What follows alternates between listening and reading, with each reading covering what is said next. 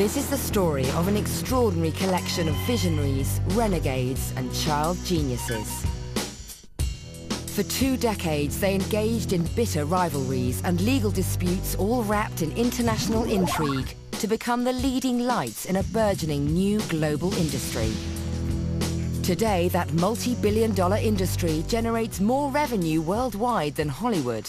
It's expected to topple even the music industry as the most lucrative entertainment business on the planet. The business, computer games.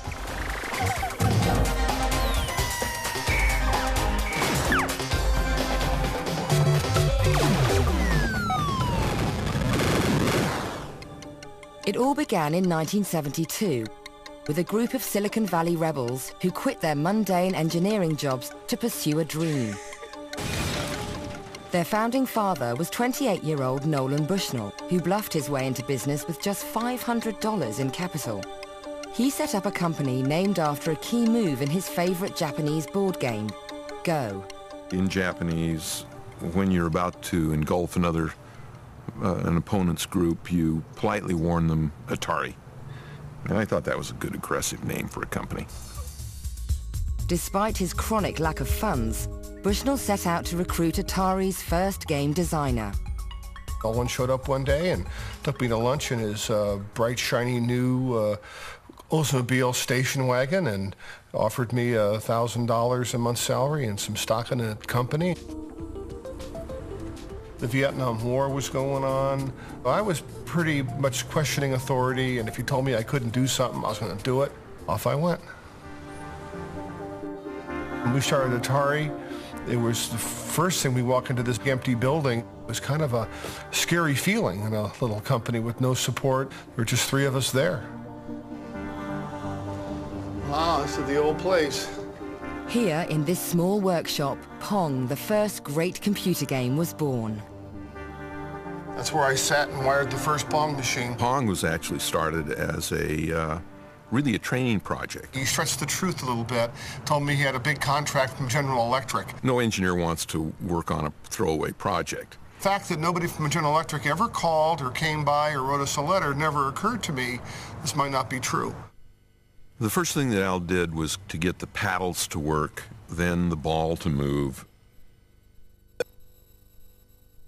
And then we added the feature that where the ball impacted the paddle would determine the angle that it would bounce off.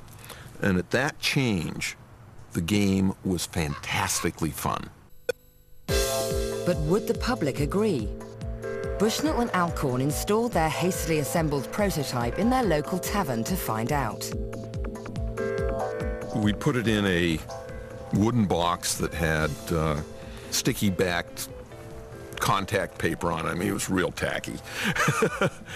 Slapped a coin box from an old kiddie ride on the side of it and put it on top of a barrel. We sat back, got a beer, sat by a pinball machine, and watched what happened. One of the regulars approached the machine and studied the ball bouncing silently around the screen. He inserted a quarter and the game began. Eventually, he realized that 2 small knobs controlled the paddles and played his first shot. A small crowd gathered round to watch. Bushnell and ALCORN watched for a while and then headed home. The next day, they called in and said the machine's broken, and we said, oh no. The machine was opened, and we found that the problem was that it was so full of quarters it wouldn't take anymore. I thought, that's a problem we can solve. When Nolan saw how well the Pong was doing, how much money it was making, he said to himself, I got a hit on my hands, and we're going to go into manufacturing. Atari was on its way.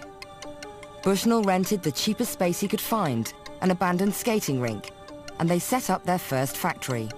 Everybody in the company, when I said we're going to build 100 machines a day, said, Nolan, you're absolutely crazy.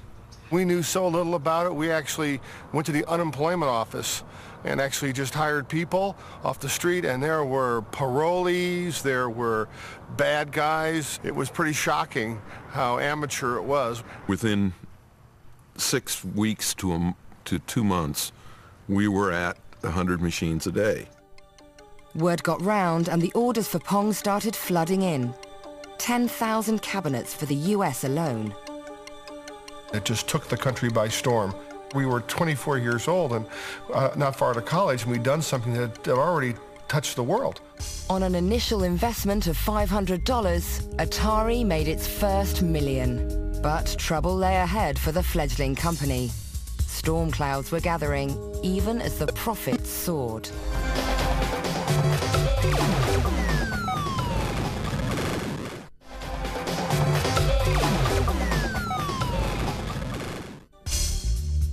The new computer game company Atari was hitting the big time. Greater success would soon follow when they thought of taking their game Pong out of the arcades and into the home. I felt that the home game market could potentially be huge. Al came to me one day and said, I think we can put this all on a chip and build it cheap enough that we can go into the home. And I said, let's do it. This is one of the actual first Pong chips, so all the logic that was in the coin-op game, these chips were cost us, you know, $10 a piece, and we could build a game and sell it for $100. Finding someone to sell the home version of Pong was a tougher challenge. We could not get a single toy store anywhere in the nation to buy any. And then one of our guys thought, well, let's try the sporting goods department at Sears. Bushnell and ALCORN were asked to demonstrate their prototype at Sears head office, the Sears Tower in Chicago. The table was filled with executives, but these guys were not high-tech executives. And the boss, Carl Lind, the division manager, his previous claim to fame was the air-conditioned electric blanket. And so I hook up to the TV set and it's not working. I can't see any picture. The problem, ALCORN realized, was that they were sitting a few floors below the most powerful television mast in Chicago. So I had to open the bottom of the box up and retune it to some other channel. And they could see all the wire wraps inside so I get it all buttoned up, get it working, play the game, blip, blip, blip. Carl Lind, the boss, looks at me, he leans to the table, he says, Mr. ALCORN, you tell me you're gonna take that rat's nest of all those wires in there and put them on a little tiny piece of silicon the size of your fingernail? I go, yes, sir. How are you gonna solder the wires to it? Eventually, the Sears executives were convinced. He asked us, how many can you build? So we huddled outside and said, how many do you think? He said, oh, about 25,000.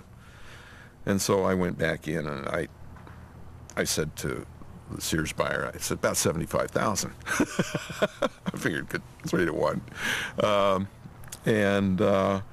Then not to be outdone, he came back with an order for 150,000. And at that point, you know, we said, well, you know, there's no way we can afford to build those. We just don't have enough money. And he says, oh, not to worry. I'll introduce you to Sears Bank. Sears ordered 150,000 units of Pong to be delivered in time for Christmas 1975.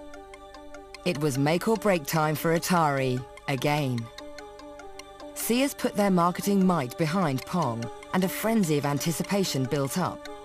The 1973 arcade sensation was now available as the ultimate home entertainment. One commercial ran, and they were completely sold out. And that was wonderful.